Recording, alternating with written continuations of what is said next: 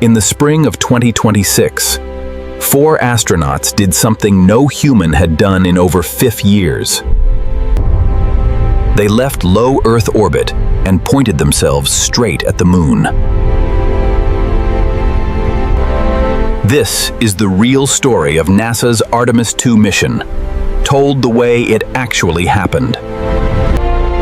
No myths, no rumors, Oaksley, just the tension, the drama, and the triumph of a genuine spaceflight. It began decades earlier, when Apollo 17 closed the book on humanity's first lunar chapter. For 54 years, no astronaut traveled beyond the safety of Earth's orbit again. NASA spent years building a new rocket, a new capsule, and a new dream. That rocket was called the SLS, the most powerful ever cleared to fly humans. The capsule riding on top was named Orion, a spacecraft built to survive deep space. Together, they formed the backbone of a program called Artemis. Artemis I flew without a crew in 2022, testing the hardware alone in the dark. It worked, but engineers noticed something troubling on the heat shield after splashdown. Chunks of the protective material had chipped away more than expected during re-entry. That single issue would haunt NASA's engineers for years leading up to Artemis II. Some argued the capsule needed a redesigned heat shield before ever carrying a crew. Others insisted the data proved the astronauts would still come home safely. He met with engineers and outside experts before giving his final approval to fly. Not everyone agreed, but the mission was cleared to proceed as planned. Meanwhile, 4 astronauts were already deep into training for the flight of their lives. Commander Reed Wiseman had flown to the International Space Station years before. Pilot Victor Glover brought experience as a former Navy test pilot and astronaut. Mission specialist Christina Koch once spent nearly a year straight aboard the space station. Joining them was Jeremy Hansen, a Canadian astronaut representing an international partnership. Together, this crew would fly farther from Earth than any human since 1972. They named their spacecraft Integrity, a word chosen with real weight behind it. By February 2026, the rocket was fully stacked inside the vehicle assembly building. Workers rolled the massive vehicle out to Launch Pad 39B on a slow crawler. It was the same historic pad that once launched astronauts toward the moon. Photographers gathered before dawn, just to capture the rocket standing against the sky. Weather delays and technical checks pushed the launch date deeper into the calendar. NASA ultimately targeted the start of April for the historic liftoff attempt. On launch day, families of the astronauts gathered at Kennedy Space Center in Florida. Millions more watched online, waiting to see if this new era would finally begin. The countdown clock ticked towards 0 as engines prepared to ignite. At liftoff, the SLS rocket roared off the pad with astonishing force. Fire and smoke rolled across the launch complex as Orion climbed into the sky. Inside the capsule, 4 astronauts felt the crushing power of ascent to orbit. Within minutes, they were safely circling Earth, checking every system one by one. It was the first time humans had ridden this rocket into space. Almost immediately, a small but real problem appeared inside the cabin. Orion's toilet malfunctioned just as the crew settled into orbit. It was an awkward complication for a mission built on flawless precision.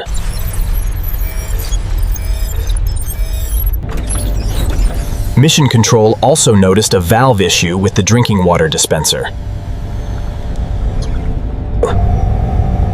Engineers wanted extra water reserved in case the problem happened again.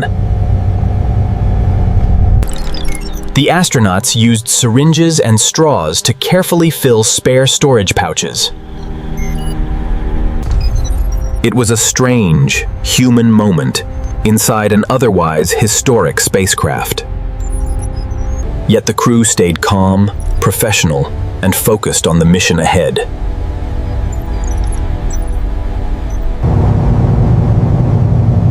"25 hours after launch, the real journey toward the moon began. Mission Control commanded the translunar injection burn to fire on schedule. Orion's engines ignited, pushing the capsule out of Earth orbit entirely.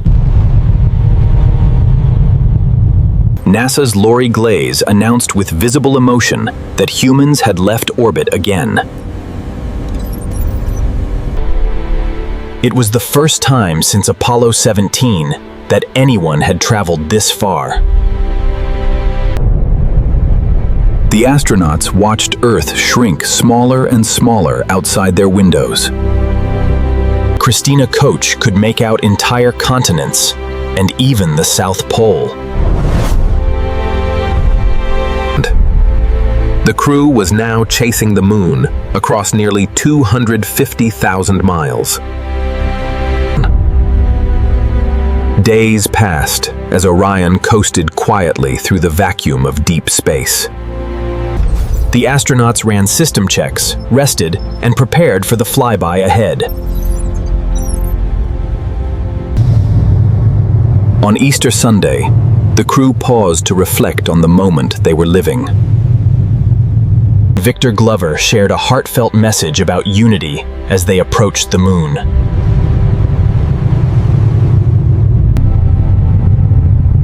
He reminded everyone watching that distance could bring people closer together. The astronauts observed lunar terrain growing larger through their small round windows. Then came one of the most extraordinary moments of the entire mission. The moon briefly passed between Orion and the sun, creating a total eclipse.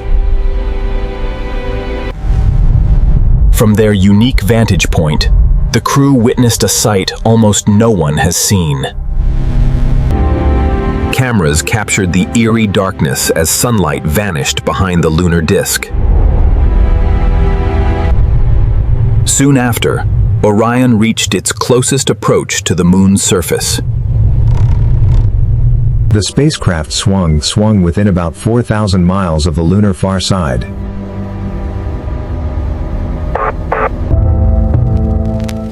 This was farther out than Apollo missions, but still breathtakingly close.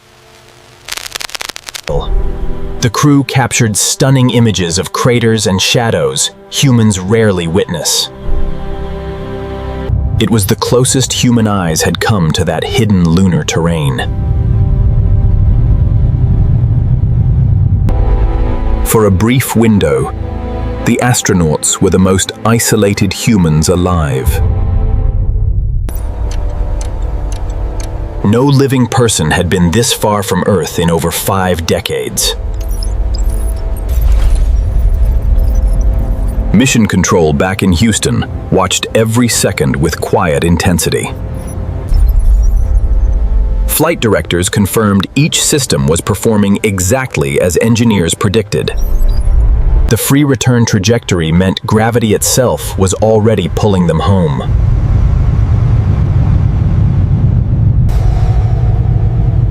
Orion swung around the moon and began its long journey back to Earth. The crew settled into a quieter rhythm as the excitement gave way to routine. They continued daily briefings, exercise, and communication with mission control. On flight day 7, engineers commanded the first return correction burn.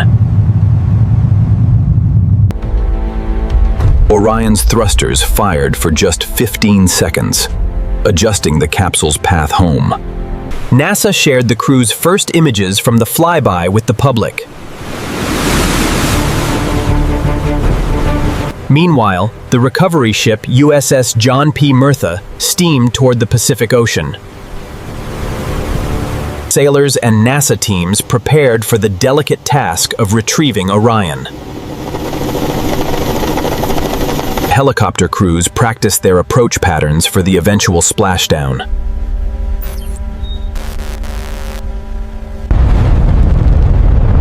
Back in Houston, engineers reviewed heat shield data from the earlier eclipse period.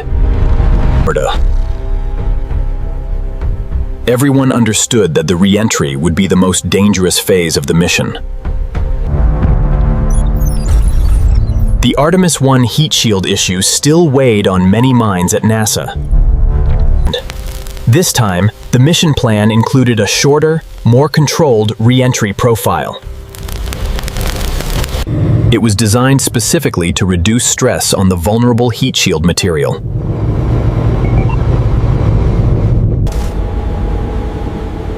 As Earth grew larger again, the astronauts began stowing loose equipment. Coach and Hansen removed cargo netting and secured items throughout the cabin. They adjusted their seats, preparing their bodies for the violent re-entry ahead. On their final full day in space, the crew reviewed splashdown timelines carefully. They listened to music together, including a song called Lonesome Drifter. It was a small, human touch before one of spaceflight's most dangerous moments. NASA officials held daily briefings, updating the public on splashdown preparations. Flight director Rick Henfling walked reporters through the entry and landing sequence. Every stage of re-entry had been planned down to the exact second. On April 10th, the crew and service module prepared to separate in orbit. The service module would burn up harmlessly, its job finally complete. Orion's crew module continued alone, aimed precisely at the Pacific Ocean. As it approached the atmosphere, Orion began traveling nearly 35 times the speed of sound. Friction with the atmosphere created a wall of plasma around the capsule.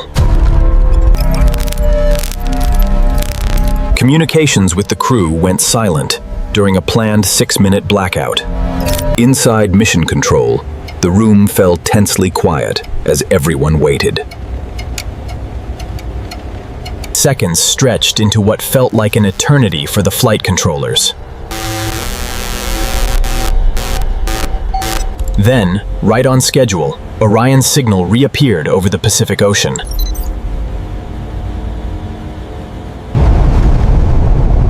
Cheers erupted quietly as data confirmed the capsule had survived re-entry. The forward bay cover jettisoned, clearing the way for parachute deployment. Drogue parachutes deployed at roughly 22,000 feet to stabilize the capsule.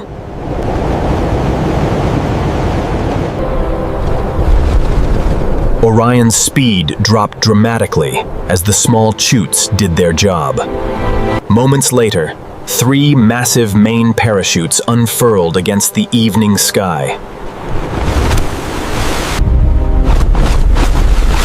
The capsule slowed to a gentle crawl compared to its earlier blistering speed. At 8:07 p.m. Eastern Time on April 10th, Orion splashed into the Pacific. Cameras aboard nearby ships captured the historic moment of touchdown.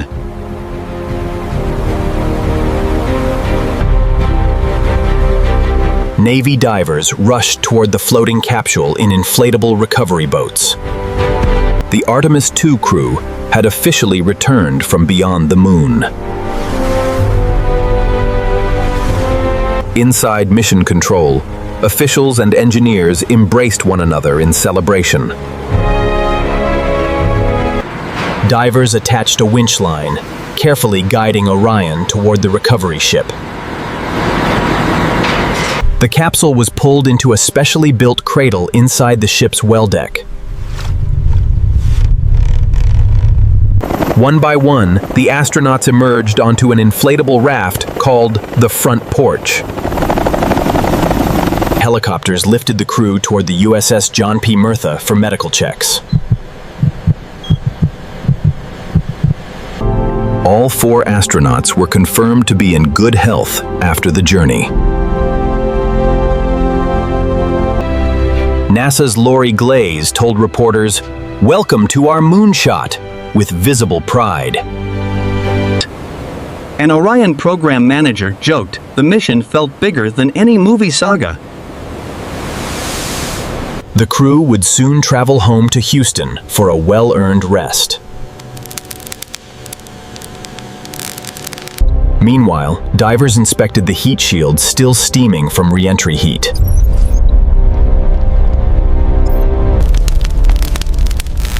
What they found brought real relief to engineers who had worried for years. Char loss on the heat shield was significantly reduced compared to Artemis I. Ground testing predictions had matched real flight performance almost perfectly.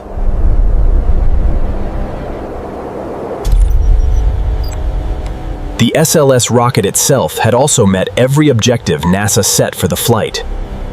Engineers immediately began reviewing airborne footage captured during re-entry. They wanted to understand exactly when and how the heat shield behaved. The mobile launcher was returned to the vehicle assembly building for repairs. It would need refurbishment before supporting future Artemis missions to come. Investigators also turned their attention back to that early toilet malfunction. They wanted a root cause identified before the next crew ever launched.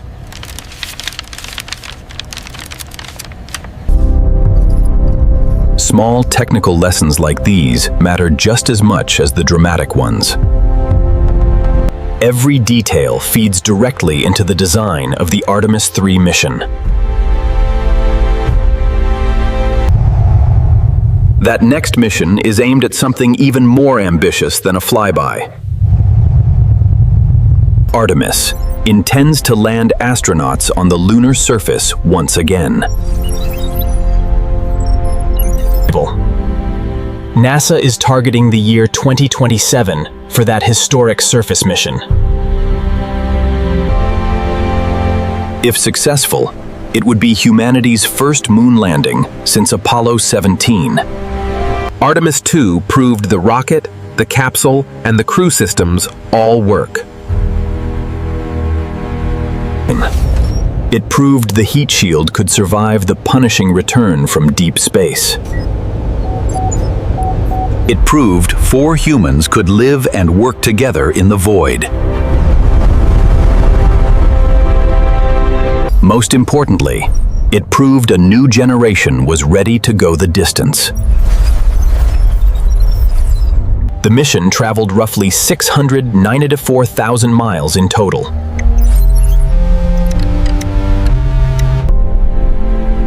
That number alone captures just how far this crew truly journeyed.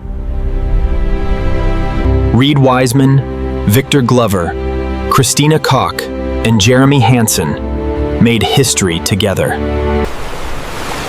Their names now sit permanently alongside the pioneers of Apollo. Yet this story wasn't about myths or secrets kept from the public. It was about real engineers solving real problems under real pressure. It was about astronauts adapting calmly when equipment didn't behave perfectly. It was about a nation watching, waiting, and finally exhaling in relief. What really happened on Artemis II was simply human ambition in action. No conspiracy, no cover-up, is Lehman, just careful science and quiet courage. The moon is no longer a distant memory from an old black and white photo. It's the next stop on a journey that, thanks to Artemis II, has truly begun.